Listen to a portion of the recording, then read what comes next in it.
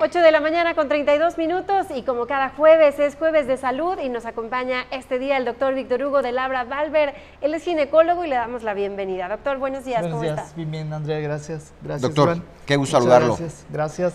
Jueves de salud. Vamos a hablar hoy, doctor, del aborto, Sí. ahora que está pues en la opinión pública por el tema de la despenalización. Vamos a hablar sobre el origen médico, por supuesto, claro. Y este tema que se está generando a nivel nacional, donde 11 estados ya pues se ha despenalizado el aborto, que en Jalisco todavía está pendiente, luego de la decisión de la Suprema Corte. Finalmente, doctor,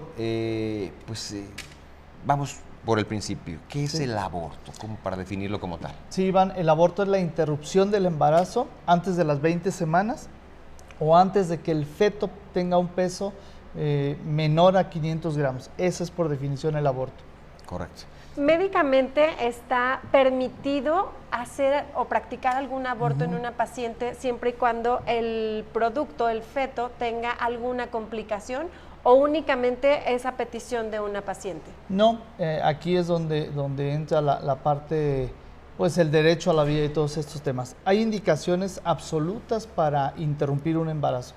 Es decir, si el producto de la concepción, el feto en este caso, ya no tiene vida, pues se tiene que interrumpir ese embarazo. Se debe hacer un legrado, ya dependiendo cada caso. Si el feto tiene alguna enfermedad que es incompatible con la vida, está indicado totalmente interrumpir el embarazo. Es decir, un ejemplo, si el bebé se diagnostica que no tiene riñones, que viene con agenesia renal, falta de riñones, eso es algo incompatible con la vida. Ahí con un comité de bioética se trata el caso y se puede interrumpir el embarazo. Y aunque el feto todavía tiene esté vida, vivo, claro. Sin embargo, es incompatible con la vida ya. Algunas alteraciones en los cromosomas también, que son incompatibles con la vida, se debe de interrumpir ese embarazo. Todo esto es dentro de un marco ético, profesional, para tomar estas decisiones. Pero el que llegue una paciente y nos pida quiero abortar, híjole, ahí es donde ya depende de cuestiones de conciencia más que nada. Cuando está en peligro la vida de la madre. Ahí es una indicación, cuando se pone en peligro la vida de la madre, claro. Vaya, en esta disertación y decisión para poder llevar a cabo esto, doctor, ¿qué estudios se tienen que presentar en un momento dado para finalmente confirmar y tomar la decisión? Primeramente, Iván, se toma un ultrasonido obstétrico donde vemos la viabilidad del producto, si el bebé está vivo, si no está vivo, si tiene alguna alteración, como decía hace un momento, que no es compatible con la vida. Se hace inicialmente el ultrasonido, se hacen estudios de sangre, se miden la hormona del embarazo también en sangre, de acuerdo a las semanas tiene que haber un rango de medidas de esta hormona y dependiendo de eso ya se valora qué se tiene que hacer con esta paciente, con este bebé. Principalmente. Doctor, ¿cuáles son los riesgos a los que se enfrenta una paciente al acudir con un médico que no sea un médico certificado, que no tenga todos los recursos de salubridad para poder practicar este tipo de legrados? Yo creo, Andrea, que es uno de los procedimientos que son con más riesgos en cuanto... Es un procedimiento que se hace a ciegas me refiero, no tienes directamente como en la laparoscopía una cámara viendo donde estás haciendo esa limpieza en el procedimiento de un legrado. Entonces esto implica desde una perforación uterina, que puedes perforar el útero y puede venir con esto una hemorragia, y la paciente no solo puede perder la vida, puede perder el útero, puede someterse a una situación de mucho riesgo por un procedimiento mal practicado o en un hospital o clínica que no esté con los recursos para solventar o tener una emergencia de este tipo. ¿Cuáles son los aspectos que se tienen que tomar en cuenta como paciente para poderse realizar un legrado? Un legrado. Todo el estado de salud de la paciente, todo el estado de salud, hemodinámicamente, la anemia, cualquier situación que conlleva después de tener un sangrado o una pérdida gestacional, y al momento de ingresar a un hospital y programar un legrado, tenemos que tener todo un escenario por lo que pueda pasar, es decir, una perforación uterina, una hemorragia masiva, y pasar a una unidad de cuidados intensivos la paciente, que sí son casos que se dan. Doctor, ¿es frecuente que suceda este tipo de cosas, este tipo de interrupciones del embarazo? ¿Qué tan común se da que una paciente pierda a un bebé? Mira, en un porcentaje más o menos hasta un 10 a 20% de las pacientes embarazadas pueden terminar en un aborto. Y esto, como lo hemos mencionado alguna vez, ¿a qué se debe estos abortos? Pues una pérdida generalmente del embarazo se debe a un 60% a que los cromosomas no están de manera adecuada, que hay una alteración cromosómica y viene un sangrado. Esto hablando de abortos espontáneos, no de abortos provocados. Hay alguna alteración en los cromosomas, la paciente pierde el embarazo, inicia con sangrado y ahí es donde de manera profesional tenemos que actuar. Los cuidados y la recuperación de una mujer que se practica este tipo de procedimientos, doctor. Mira, haciéndolo de manera correcta y teniendo la fortuna de no tener complicaciones mayores, se puede manejar incluso de manera ambulatoria, Iván. El mismo día se hace el procedimiento, la paciente sale de la sala de quirófano, pasa al área de recuperación. Si la paciente está hemodinámicamente estable, puede irse ese mismo día a casa sin mayor problema.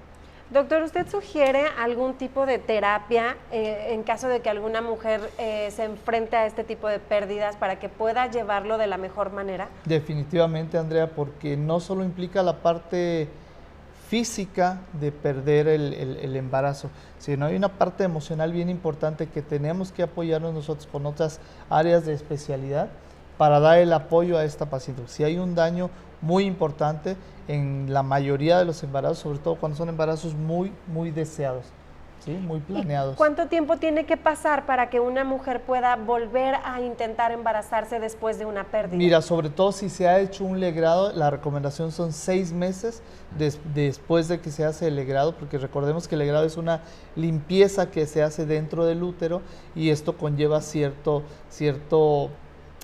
pues daño, por llamarlo así, al mismo útero. Entonces, una vez que se hace el procedimiento, se deja que vengan los próximos periodos y a los 6 meses ya recomendamos buscar o intentar nuevamente un embarazo. ¿Este daño es reversible? Es decir, ¿es momentáneo, se recupera el organismo? Normalmente sí, porque es una limpieza, es un proceso inflamatorio, pasa el tiempo, vienen los siguientes periodos y ya está preparado como la tierra que la preparan cada año para la siembra, así el útero se prepara y a los 6 meses ya pueden nuevamente buscar el embarazo. Iván. Siempre con el constante revisión y consentimiento médico. Sí, totalmente.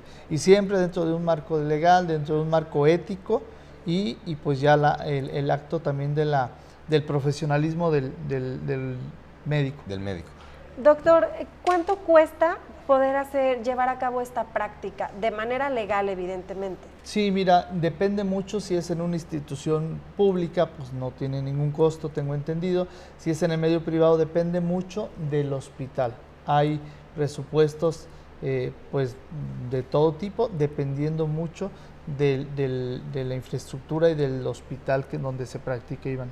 Aproximadamente oscila entre... Pues entre a lo mejor 5 o 10 mil pesos de gastos hospitalarios. Y de ahí más o menos con ciertas variables aproximadamente, Iván. Correcto. ¿Qué pasa, doctor, cuando una mujer decide hacer la interrupción por su propia cuenta y de repente encontramos que hay muchísimos medicamentos de venta libre en internet y evidentemente no están controlados por un médico, pero en el momento de practicarlo hay alguna complicación? Sí, mira, el tema de los medicamentos es verdad, o sea, son medicamentos que cualquier persona puede llegar a la farmacia, comprarlos sin una receta, sin una regulación, compra el medicamento y con el exceso de información en internet, pues hasta le dicen ahí cuánto usar, qué dosis, lo utilizan, pero esto conlleva cuando no se usan las dosis adecuadas ni las formas correctas, apoyadas por un profesional, donde empiezan los problemas y las complicaciones totalmente. Incluso antes de entrar a un hospital ya puede llegar una paciente muy complicada por el uso no adecuado de medicamentos. Doctor, viendo el panorama que se vive en el país y con este avance y hablando también de política, la mayoría que tendría Morena en el Estado en una supuesta y ante la presión de muchos sectores que se apruebe el aborto, a su opinión, ¿cómo se deben de reacondicionar los servicios médicos públicos para poder atender este tipo de necesidades? Sí, mira, yo creo que en los hospitales públicos definitivamente debe haber áreas específicas para tratar este tipo de situaciones, de solicitudes que las pacientes lo llegan y lo solicitan, pero todo dentro de un marco legal, independientemente de los otros planos de la conciencia, del derecho a la vida. Lo único con lo que yo concluyo siempre esto, que sí tenemos que tener un respeto a la vida. Nada más, este es a título personal, él dice de alguna paciente, bueno, es que es mi cuerpo. Recordemos nada más que tu cuerpo como mujer, pues sabemos lo que implica. El nuevo ser humano no es parte del cuerpo de la paciente, es una vida nueva y un nuevo ser humano. Eso nada más es mi opinión. Doctor, muchísimas gracias por haber estado el día de hoy con nosotros. La verdad es que de repente son tantas cosas que se nos va el tiempo muy rápido, pero si alguien tiene alguna duda en casa y quiere preguntarlo de manera directa, recuérdenos su número de celular o algunas de las redes sociales donde la gente le puede escribir. Sí, con mucho gusto. En redes sociales es mi nombre, Víctor Hugo de Labra Valver. En Instagram es DR de Labra. Y el teléfono del consultorio es 33 13 68 01 24. Víctor Hugo de Labra, ginecólogo, muchísimas gracias por estar en Noti3. Gracias, Iván. Muchas gracias. Hacemos la pausa y estamos de vuelta.